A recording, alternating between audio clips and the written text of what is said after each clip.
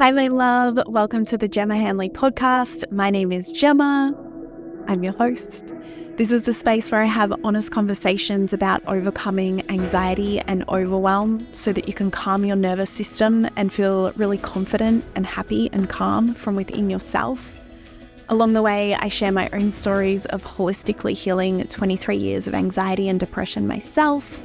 And so, if you're a woman seeking answers to perfectionism, people pleasing, burnout, resistance, you may love, you're in the right place. Let's do it. Let's begin.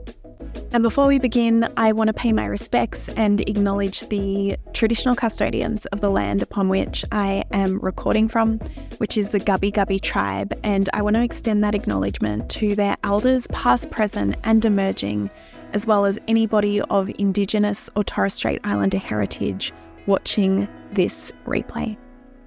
Lady love, g'day, hello, hi.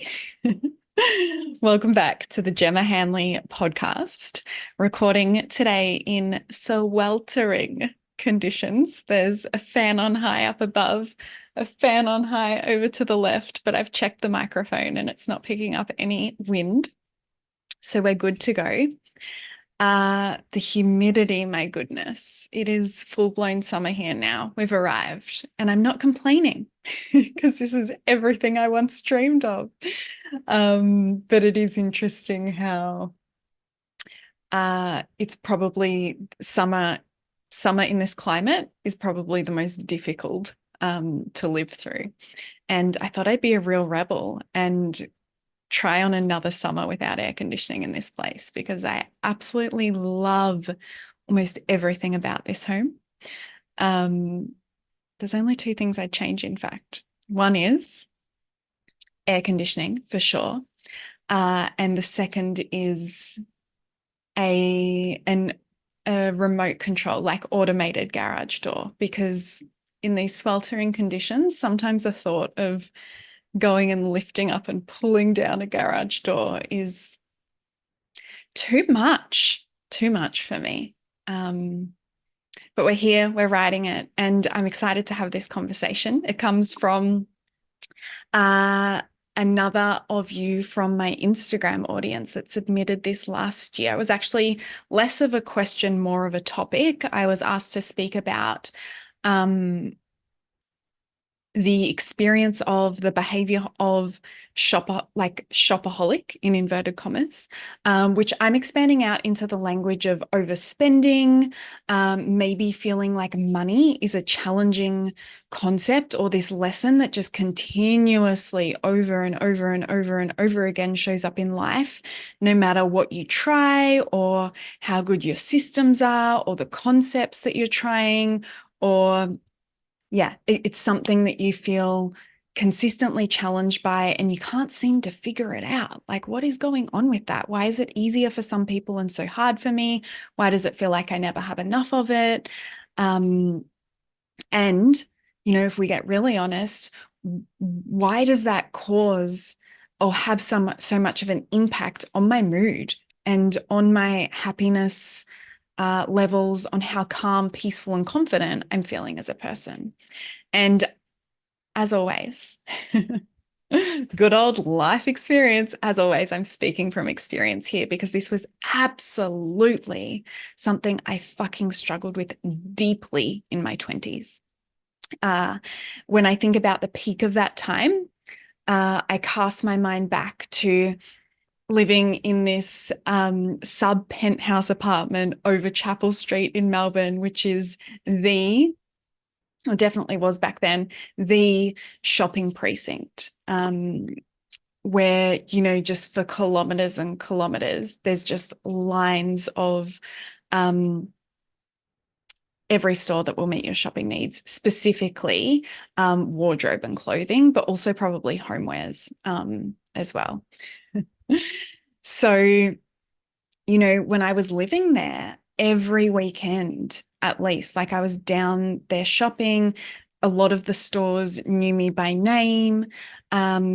And it was a huge coping mechanism for me. It was something that felt really, really fucking good and that I would get a high from. And then when I would have moments of collapsing into the reality of my life and my financial situation, it felt really defeating and it felt really disempowering. And, I could see this pattern of what felt like self-sabotage or like getting so far, but then fucking it up or like falling off the bandwagon, where I would, be able to control at that point, I would say, control my spending and begin implementing some great habits. But then it would almost be like I'd go into this like deficit or starvation of spending, and then everything I'd worked towards would just go out the window because the spend would be like the equivalent to what I would have spent if I had just continued with that habit anyway. The second memory or like second significant little story I can share with you about, my past and relationship with money as well is around, and I feel like what I'm about to share with you really demonstrates how much I wanted this to change and how hard I was trying for that to happen as well. I can remember when I was in high school and then in university, I had this part-time job. One of my part-time jobs, I had a couple, but one of them was in a store called Pretzel World, where we would make pretzels, but like a donut vibe, and like they were bigger than a donut. So it was like doughy, and then you would they're all different flavors. There are savory ones, and then there were sweet ones where you could get different toppings. And I can remember, I was so dedicated and so devoted to figuring this out that even in high school and in university, I had a budget with all of my expenses itemized. And when I would get paid, I would go to the ATM beside the store that we worked at in this big shopping center, and I would withdraw all my money. And then I would know exactly how much I was dividing up into each different expense or each different category. So there might have been like healthcare, there might have been food, there might have been probably back then alcohol for like the parties I was going to on the weekend and whatnot. And each of those notes would get divided into a different envelope with the name on it. My family used to think this was hilarious and laugh at me, Gemma and her envelopes. And interestingly, I was having a conversation with one of my good girlfriends the other week. We approach our money in a really similar way, money and wealth. And she used to do this too. So I found a little freak, just like myself, with the same little quirk. And that's how I would manage my money, because one thing I also found was that I could tap my card. Well, back then you didn't tap your card. I could insert my card and put in the code far more easily and far more mindlessly than handing over cash. Handing over cash felt like a far more intentional, present decision for me. So that was something that would sometimes work well too. But ultimately, where I found myself, throughout my 20s was, and particularly beyond university and when I was working full time and earning a great income and living in a city, was spending way more than I was making and always feeling like I didn't have enough. And one thing I will say is that a big part of this for me too is that my medical expenses at that point in my life would have easily been like $1,000 a month too. And I didn't have clarity. I hadn't had a diagnosis of chronic fatigue. I had been diagnosed with anxiety and depression, and I had been on medication and I'd been on traditional therapy. So I was really well practiced at talking about all the pain from my past, but hadn't yet discovered that there were skills and practical tools to be able to also take that pain and understanding and transform it into the reality that I wanted to be living. And so there were a lot of unanswered questions for me at that time too. And we're going to get into why overspending, and I can't think of the way to like word shop it, like I'm just going to say shopaholic, even though it doesn't really fit, perfectly in that sentence. But why overspending and the behavior of being a shopaholic was showing up for me. Because there's always a fucking good reason. And for me, it was absolutely a coping mechanism and a numbing mechanism in that time. And also a way that I felt like I could very easily experience a dopamine hit and joy and worthiness, and feel in control of a situation of like, I want that thing. I now have that thing. When so many other parts of my life, especially my health, but also my relationships, felt very chaotic, very out of my control, and very confusing, and fucking painful as well. So where I want to begin here is that if you only take one thing away from this conversation, my love, I want you to hear this. Every single one of our behaviors and our choices is helping us feel one of these 6 things. Yeah. It's either helping us to feel more certain. And so when I just spoke then about feeling in control, or maybe creating some artificial short-term immediate gratification version of regulating the nervous system, because something is familiar, or you're really good and well practiced at something, even though it might not serve you, right? So we're talking about overspending and the behavior of being a shopaholic here, but that could also be overworking. That could be sex, drugs, alcohol, right? That could be continuously engaging in relationships where you feel let down and that are unhealthy, but they are predictable.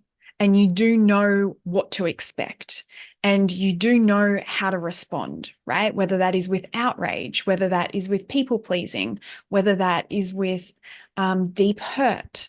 Even though it doesn't feel good, it is known, right? And when something is known, it feels certain. So certainty is one of these 6 things all of our choices or behaviors could be linking back into. Uncertainty is another one, right?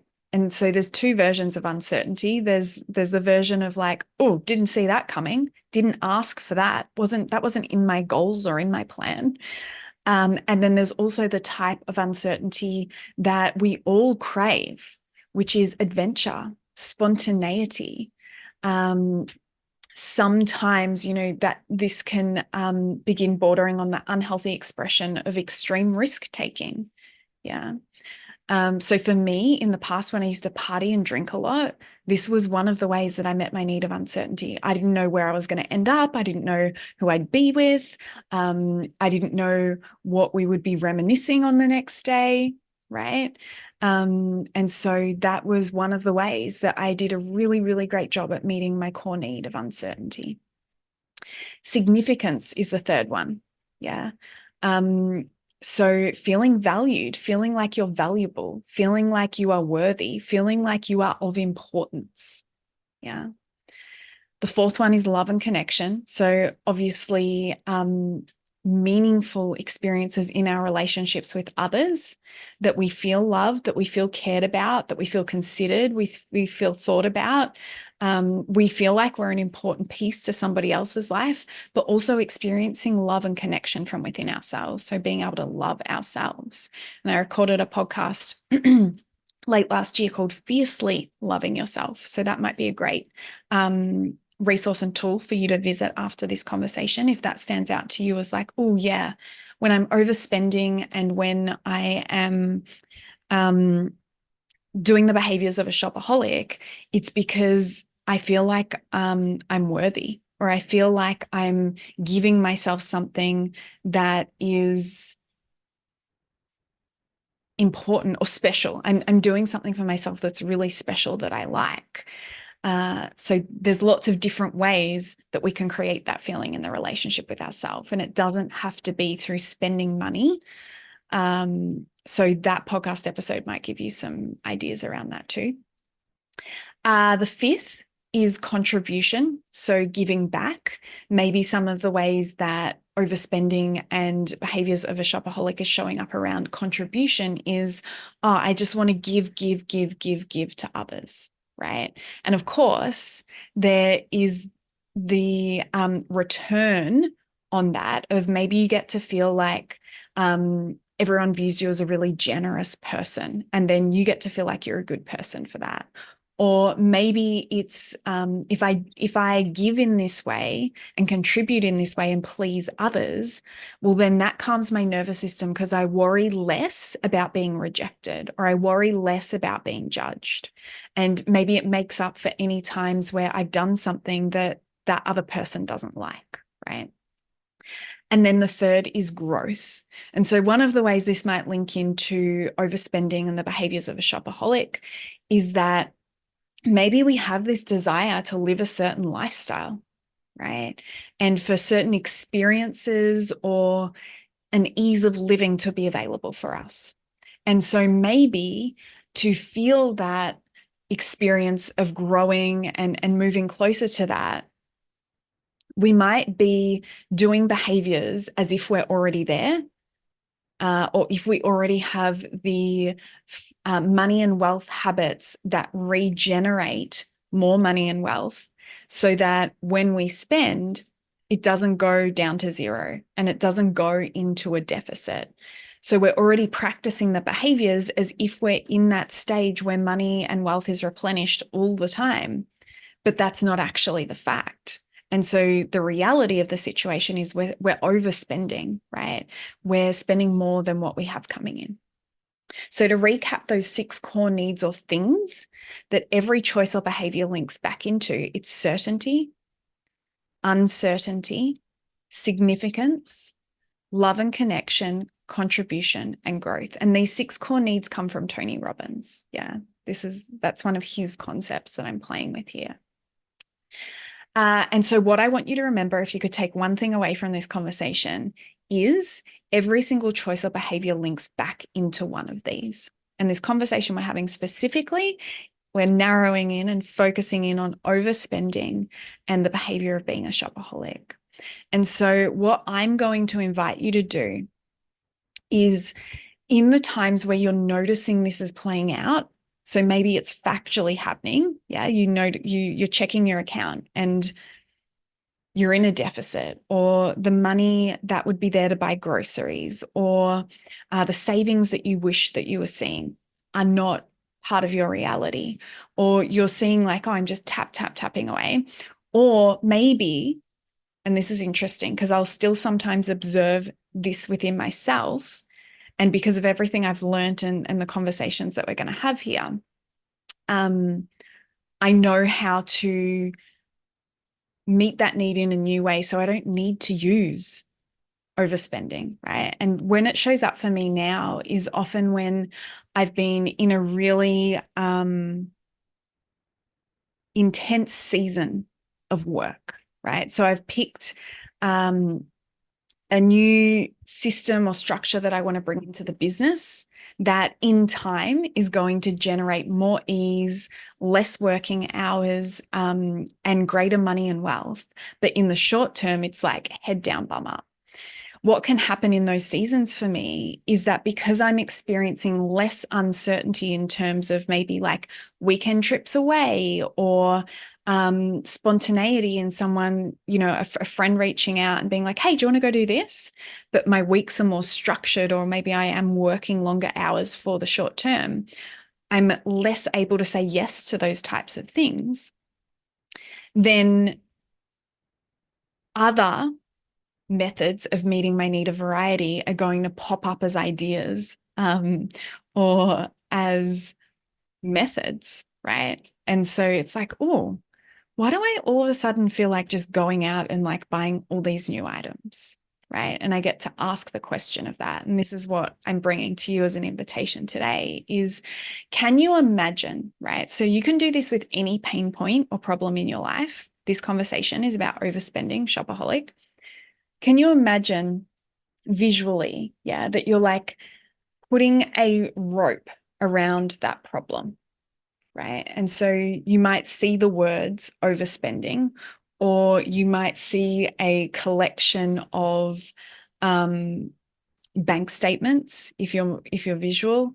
You might feel the weight of what it's like to come down from the high, yeah, or come down from the need being satisfied of uncertainty or certainty or significance or love and connection or contribution or growth, all those ones we spoke of, and crash in this feeling of like, oh, I've done it again and this doesn't feel good and I know better, but I'm not doing better. And why does this keep showing up? And why is this so hard for me? Why is this so difficult for me? Whatever that feels like in your body, or whatever the visual representation of that, or whatever it sounds like when you're explaining it, I want you to imagine tying a rope around that. Yeah. Almost like it's like this speech bubble out in front of you and you're tying a rope around it. And then I want you to know that that rope, yeah, has some good length to it coming off that speech bubble or that circle. And where that rope goes is it is tethered down to one of these 6 core needs, or things that every single one of us needs throughout our entire life and is making decisions and choices and behaviors around meeting. And your job is simply to get curious of following the rest of that rope, yeah, by curiously exploring, either by naming the emotions you're feeling, naming the thoughts that you're having, naming the fears that are coming up, right? And exploring which of these 6 core needs is like screaming out for my attention and I'm meeting it by shopping. Yeah. Because when we follow that cord and find which one it's tethered to, then we actually have the information of like, oh my gosh, I'm just wanting to feel more certain and in control, and my nervous system wants regulation. And so to meet my need of certainty, I'm going out and I'm shopping.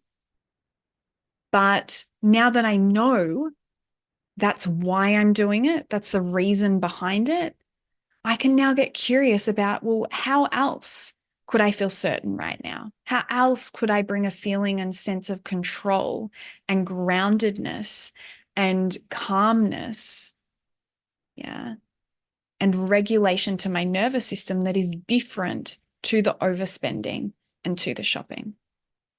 And so I'm going to give you some examples of how this was playing out for me, some more examples. We went through them quickly with each of the 6 core needs, but just to give you a bit more to play with, because I feel for most of you, the power of this conversation is going to be around deepening your awareness, right? It's not enough to just see like, oh yeah, I'm wanting to feel more certain.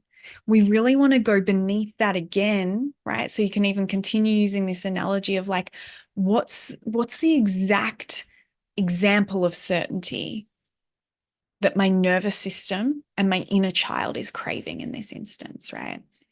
So for me, when I was overspending and doing the behaviors of a shopaholic, one of the things that I got to feel in control of and a lot more certainty around, and that would definitely regulate my nervous system, was the story of, oh, am I good enough? Right? Because for me, and this was probably taught to me definitely throughout my childhood as well. But for me, if I, inverted commas, looked the part, or if I was not only accepted and fitted in to certain groups or environments that I saw as the word that's coming up is like elite, but like successful or worthy of validation, then that gave me some certainty, right? So if I look the part, I'm going to be accepted. I won't be rejected, which means I'm going to get to enter into these spaces, which means I'm going to get to be more successful. I'm going to be accepted by people who validate me. I'm going to feel like I'm good enough, right? That's the thought path, not necessarily what happens internally. I'm going to feel like I'm good enough, that I'm a good person. And then, oh my gosh, I can take a breath out, right? Because there won't be all this ruminating and this questioning of like, am I going to be rejected? Am I going to be accepted? Am I good enough?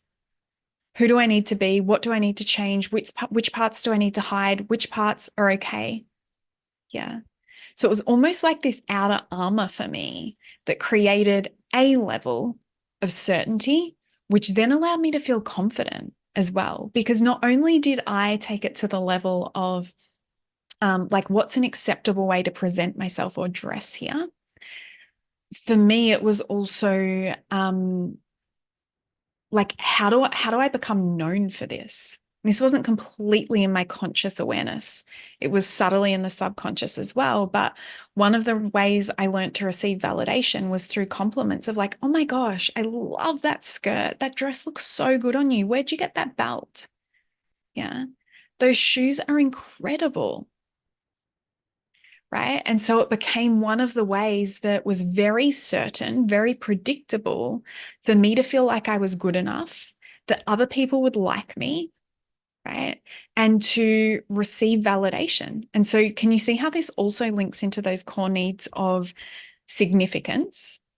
So, when people wanted to know where I got my style from or where I'd bought something from, that made me feel like I was valuable. It also brought an easy conversation topic, right?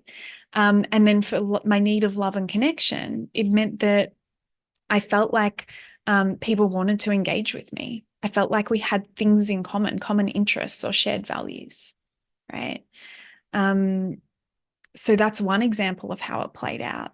Another was it used to be a way that I would measure like where I sat in relation to other people or certain places, right?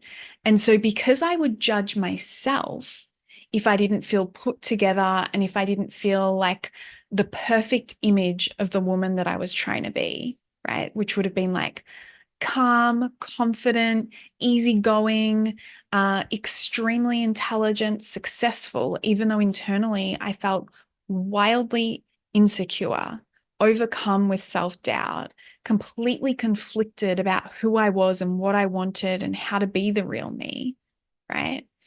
It became a measure for me of like, where am I at in life compared to these other people? Yeah. So if they're wearing this, or if their home looks like this, or if they're living in this area, or if they're driving this car, right? So some of this stuff can be really confronting to look at because it would be really easy to self-shame and to judge yourself and be like, oh, fuck, like what type of person am I? Right.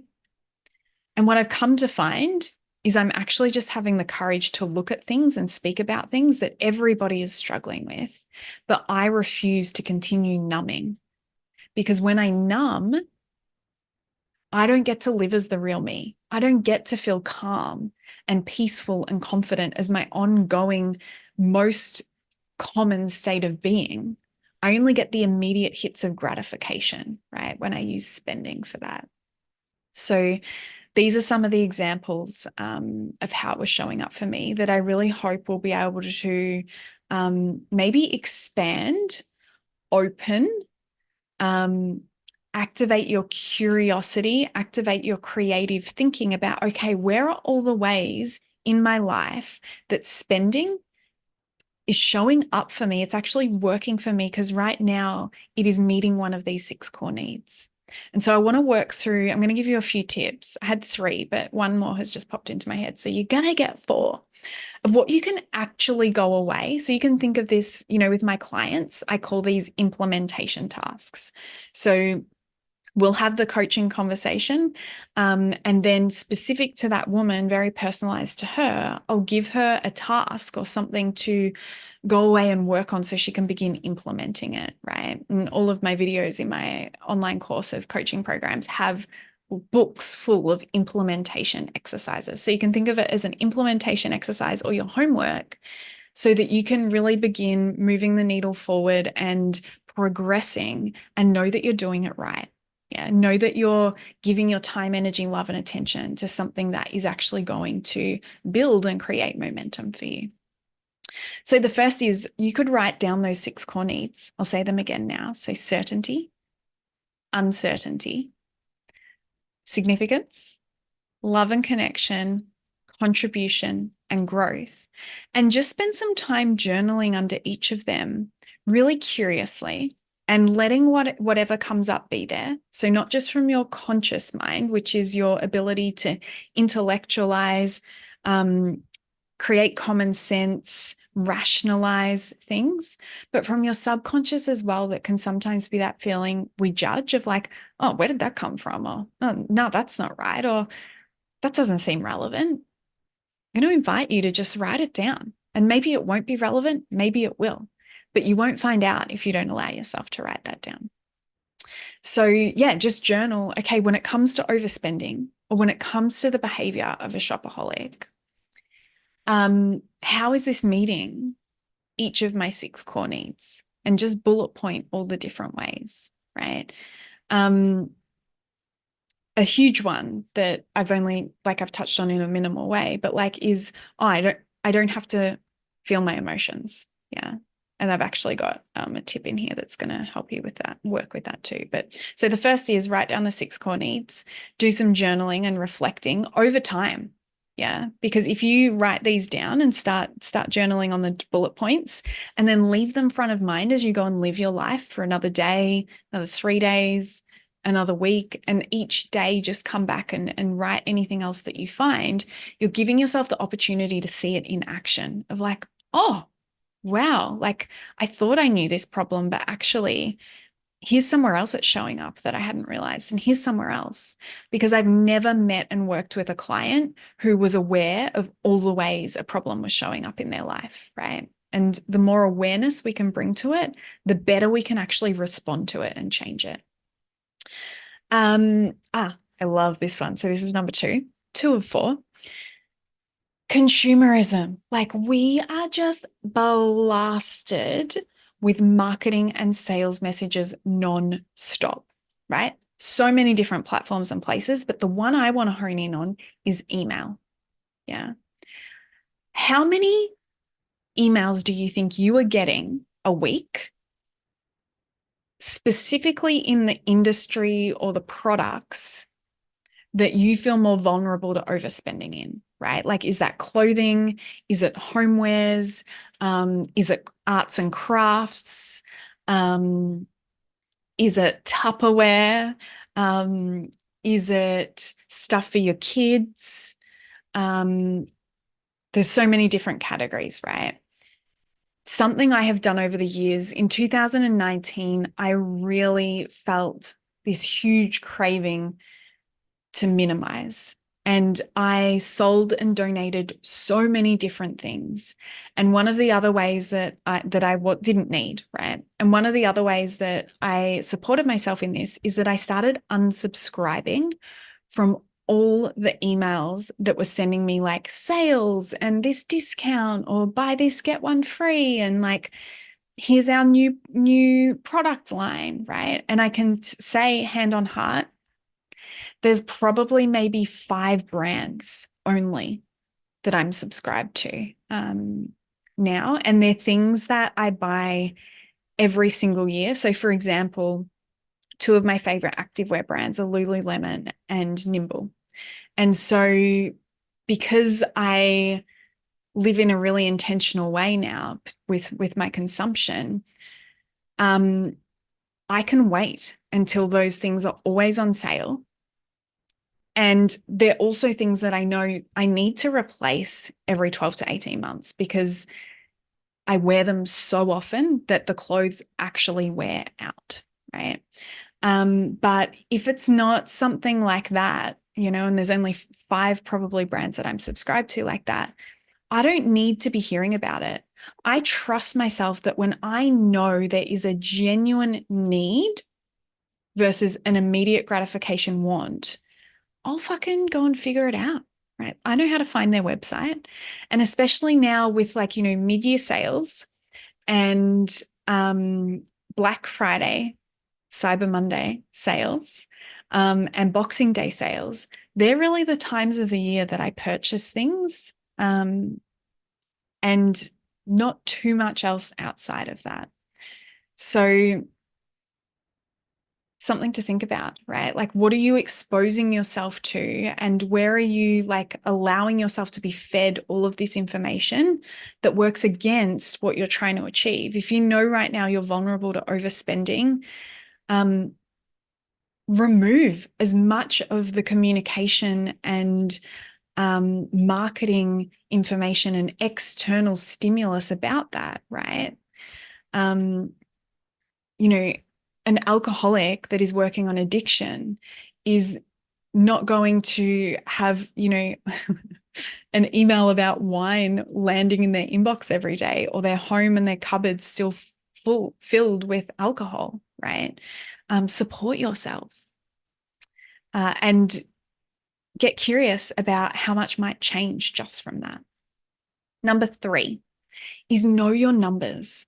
So what I mean by that is, what does it cost you to live every month? And what's included in those expenses? Like, itemize it out. You can go back through your bank statements, look at where, what dates your bills come out, what dates, rent, electricity, how frequently you need to fill up your tank with petrol, how much you typically spend on food.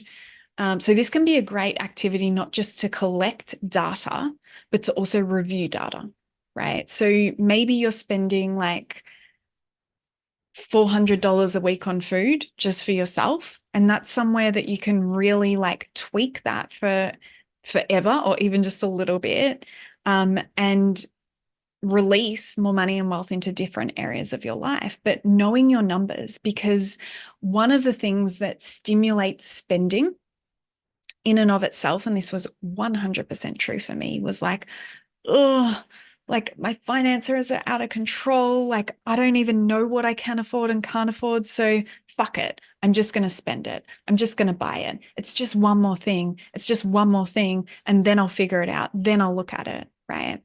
And so I can 100% empathize with how fucking outrageously uncomfortable it is to be the woman that decides, I'm going to step in and look at this chaotic mess of my finances that often has me feeling unworthy, incapable, stupid, like I don't have my shit together, because I just want to start. I just want to start, right? And this is the foundation of changing your relationship with money, is knowing your numbers. The amount of power, empowerment, and trust and relief that can come from actually working with the facts rather than stories about the facts, right? Because we'll either have a tendency one of two ways. We'll either be someone who's like really optimistic about money, and that we like have a tendency to believe there's more there than what there is.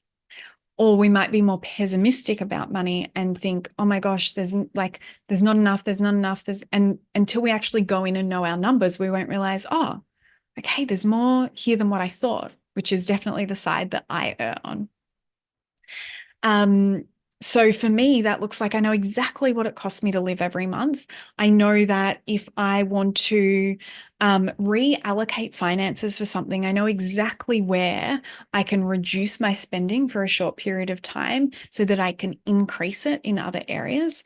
I know exactly what it costs me to run my business before I even enter the space of paying myself an income, before I even enter into the space of having a profit in my business. I know those numbers. And I also have my accounts set up. I have probably somewhere between 12 and 15 different accounts, so that I have line of sight as to where my money is at and what's available and what choices I have and what choices are important to make without having to try very hard, right? And so, there's a workshop that I ran, and that's on replay inside my online course, Reveal and Rise. It's called Worthy of Wealth, where I walk the women through this and provide all of my templates that I use to manage my money, because it is so important, right? It is so important to know your numbers and be dealing with the facts of reality rather than being off in some false narrative, which is a very impossible place to create change from. Yeah. And as you lean into the strategy around knowing your numbers, so like, oh, here's the budget template, and here's the different types of accounts I'm going to set up, and here's the split of what goes into each account, is also 100% honoring, oh, what is this bringing up for me emotionally? What limiting beliefs of being a failure, not being good enough, being a bad person, being someone who can't change, this isn't possible for me. One that literally used to come up for me, especially when I started my business, and I would have shared this before, is I had this feeling of like, oh my gosh, I'm not responsible enough with money. Even when I try, it's still possible that things will go wrong. I'm going to make a mistake. I'm going to end up bankrupt. I'm literally going to be living on the streets, right? Now, for that to happen, like, would have been close to impossible, right? Even if all those steps of like, oh, I tried and I made a mistake and I have these huge tax bills, or I've lost a lot of money, I could have counted immediately like 10 people that would have like helped me by letting me stay with them, right? And not ending up homeless. However, the felt experience in my body was very different to the reason, intellectualizing, sense-making, logical thought process of my brain and of my mind. And when we deny the felt experience in the body, it's very hard to move forwards, right? And we're always having to like micromanage ourselves. So that's really important. A resource that one of the first resources I've used that absolutely transformed my life in getting the basics set up, is a book called The Barefoot Investor. I actually really want to quote the writer of this book. So author, even. Let me just do a Google. I think it's Scott. His name is Scott. Let me find. Yes, Scott Pape, P-A-P-E. Brilliant book that walks you through a lot of these basics as well, and such an easy read, and there's quite a bit of humor in it as well, so it makes it a little bit fun. So that is a resource I would definitely recommend. And then here's my fourth tip. My fourth tip is when you're noticing yourself at any stage of the overspending or being a shopaholic, whether that is the craving, like the urge that you can notice within yourself, whether it is you're finding yourself in the store and you're feeling really ashamed or really confused or really down on yourself, whether it is out the other side where you're like, fuck, I've just done it again. Yeah. I want you to ask yourself, what is the thought or emotion that I am numbing by spending money right now? Yeah. That's a really powerful one. And that will actually link in well with the first tip I gave you around the 6 core needs, because it'll just help to bring up more of what is there in the subconscious under the surface, that's there to be looked at. Okay, beautiful woman.